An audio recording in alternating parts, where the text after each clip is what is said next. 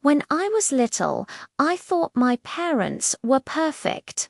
They always told me they were. My mother used to say, "People envy us, darling. You should be proud." My father would nod, his smile as polished as the trophies lining our living room shelves. And for a while, I believed them. Our house looked perfect from the outside. A trimmed garden, golden family photos, the smell of fresh bread on Sundays. But inside, it felt like living in a museum. Everything on display, nothing real. My parents loved being admired. Every dinner party was a performance, every outing a photo opportunity. And me, I was their favorite prop. They dressed me in fancy clothes, made me recite poems for guests, and constantly reminded me, "Smile, sweetheart, everyone's watching."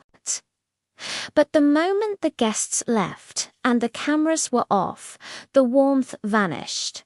If I said something wrong in public, I'd hear about it later.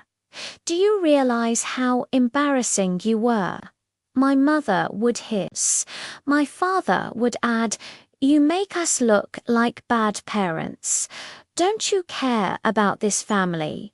The funny thing is, I did care so much that I started shaping myself around their moods. If my mother was angry, I'd clean the kitchen until it was spotless. If my father was silent, I'd try to make him laugh. I became their emotional mirror, reflecting whatever they needed to see. But mirrors don't have faces of their own. As I grew older, I started to realize that love in our house wasn't something you felt.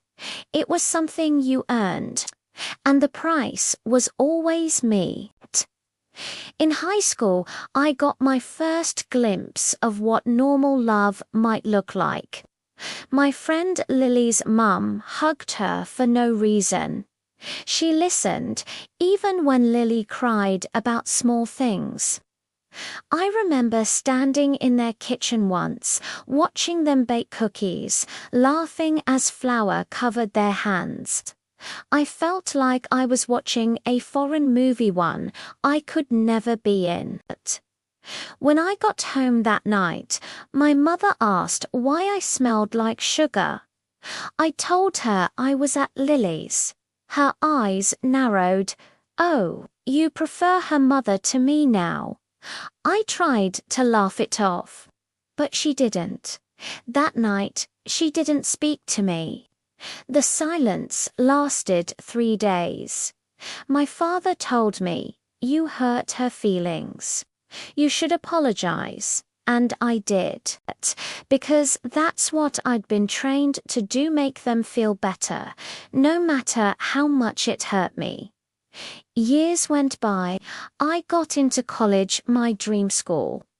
But instead of congratulations, my parents said, "You're not going that far. You owe us. We've given you everything." I stayed.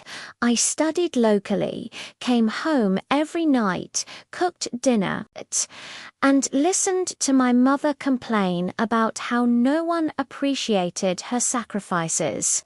My father still told stories about himself at every family gathering about how he raised a perfect daughter, and I'd sit there, smiling, nodding, pretending I didn't feel invisible. But the pretending started to crack. I remember one night, after another argument about how ungrateful I was, I went into my room and looked at myself in the mirror. My reflection looked back, eyes red, face empty. I realized I didn't even know who I was, only who they needed me to be. The turning point came after my grandmother passed away. She was the only one who ever told me you don't have to earn love. At her funeral, my mother cried louder than anyone, not out of grief, but because she wanted everyone to notice her sadness, and I just felt numb. Later that night, while cleaning up, I found one of Grandma's letters in a drawer. It said, "Sweetheart, someday you'll understand that love isn't supposed to hurt. And when that day comes, you must be brave enough to leave it." I think that was the first time I allowed myself to imagine a life beyond my parents' house. It took another year of guilt, therapy, and quiet planning. But one morning, I packed my bags.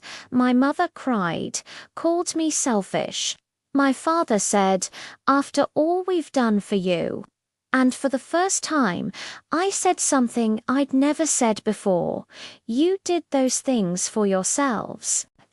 I walked out the door, heart pounding, hands shaking, and even though I felt terrified, there was also this tiny sparker kind of freedom I'd never known.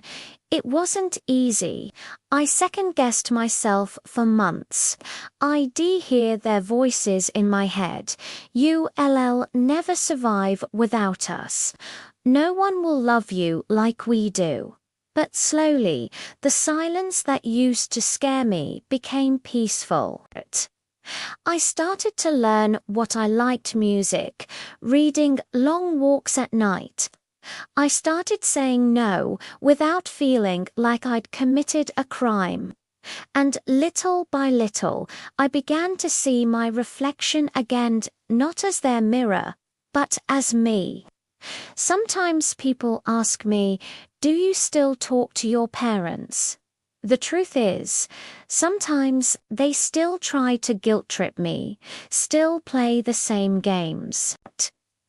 But now I see them for who they are: not perfect parents, not villains, just broken people who never learned how to love without control.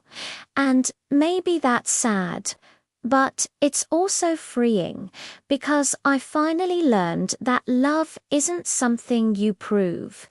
It's something you feel, even when no one's watching it.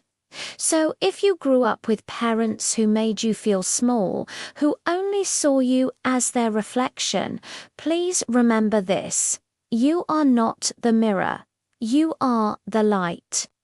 And someday, when you learn to see yourself clearly, you'll realize you were shining all along. Thank you for listening. If this story resonated with you, please consider subscribing for more content like this.